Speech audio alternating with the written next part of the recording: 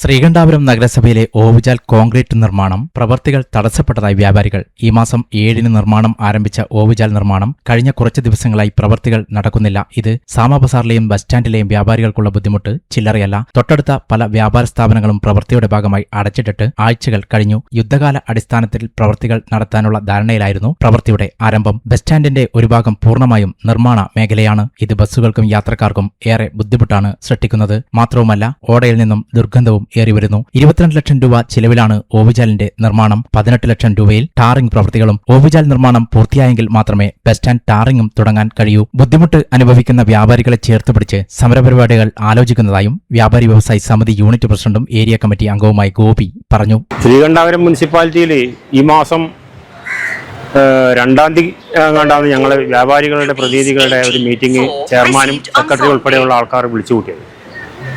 അന്ന് ഞങ്ങളുമായിട്ട് സംസാരിച്ച ധാരണയടിസ്ഥാനത്തിൽ 20 ദിവസം കൊണ്ട് ഓവുചാലിൻ്റെ പണി തീർക്കാനും അത് കഴിഞ്ഞ് ഫെബ്രുവരി പകുതിയോടുകൂടി ബസ് സ്റ്റാൻഡിൻ്റെ ടാറിങ്ങും അപ്പുറത്തെ ഭാഗത്ത് പഴയ ബസ് സ്റ്റാൻഡിൻ്റെ ഏരിയയിലുള്ള ഇൻ്റർലോക്ക് അടക്കമുള്ള പണികൾ പൂർത്തീകരിക്കാൻ വേണ്ടിയിട്ടുള്ള ധാരണയിലായിരുന്നു അന്ന് നടന്നുകൊണ്ടിരുന്നത്. പക്ഷേ പണി തുടങ്ങാൻ തന്നെ ഏതാണ്ട് 2-3 ദിവസം താമസിച്ചു. പിന്നെ അതിനിടയിൽ 1-2 മഴ വന്നു. ഇപ്പം നിലവിൽ പണി നിലച്ചിട്ടാണുള്ളത്.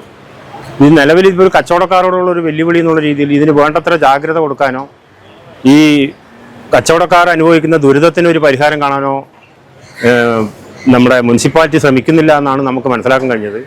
ഇപ്പോൾ ഒരു ഹോട്ടൽ തന്നെ പൂട്ടിക്കിടക്കാൻ തുടങ്ങിയ ദിവസങ്ങളായി. ഇതിൻ്റെ മുകളിലുള്ള ഏതാണ്ട് 10-40ഓളം കച്ചവടക്കാർ മുകളിലോട്ട് പ്രവേശിക്കാൻ വഴിയില്ലാതെ ബുദ്ധിമുട്ടാണ്. ഈ പണിക്ക് വേണ്ടത്ര ജാഗ്രത കൊടുത്ത് മുനിസിപ്പാലിറ്റി കൈകാര്യം ചെയ്യുന്നില്ല എന്നാണ് നമുക്ക് മനസ്സിലാക്കാൻ പറ്റുന്നത്. ഇത് ഈ തരുണത്തിൽ ഈ രീതിയിൽ പോവുകയാണെങ്കിൽ വ്യാപാരി വ്യവസായി സമിതിയുടെ നേതൃത്വത്തിൽ ഈ ദുരിതമനുഭവിക്കുന്ന കച്ചവടക്കാരെ ചേർത്ത് പിടിച്ചുകൊണ്ട് ഒരു സമര പരിപാടിയിലേക്ക് പോകാൻ ഞങ്ങളുടെ എക്സിക്യൂട്ടീവ് യോഗം ഇന്ന് തീരുമാനിച്ചിട്ടുണ്ട്. തിങ്കളാഴ്ച മുനിസിപ്പൽ അധികൃതരെ ചെയർമാനെയും സെക്രട്ടറി അടക്കം കാണുവാനും ഇതിൻ്റെ വിശദീകരണം ചോദിക്കാനും എന്തുകൊണ്ടാണ് ഈ പണി ഇങ്ങനെ നിലച്ചു പോയിട്ടുള്ളത് എന്നുള്ളതിനെക്കുറിച്ച് അറിയുവാൻ ഞങ്ങളുടെ എക്സിക്യൂട്ടീവ് തീരുമാനമെടുത്തിട്ടുണ്ട്. അതിൻ്റെ കൂടി പശ്ചാത്തലത്തിലാണ് ഞാനിപ്പോൾ നിങ്ങളുടെ ചോദ്യങ്ങൾക്ക് ഉത്തരം നൽകുന്നത്.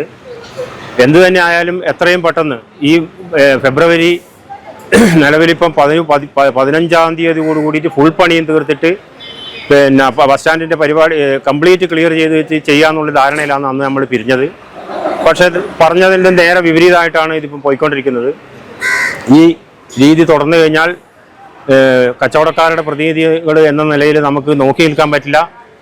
ശക്തമായ സമരപരിപാടികളോ അല്ലെങ്കിൽ വേണ്ടുന്ന രീതിയിലുള്ള എന്ത് നടപടികളാണോ സ്വീകരിക്കേണ്ടതെന്ന് വെച്ച് കഴിഞ്ഞാൽ ഞങ്ങൾ ആ വഴിക്ക് പോകാനാണ് ഞങ്ങളുടെ എക്സിക്യൂട്ടീവ് യോഗം തീരുമാനിച്ചിട്ടുള്ളത് എന്നാണ് എനിക്ക് നിങ്ങളോട് അറിയിക്കാനുള്ളത്.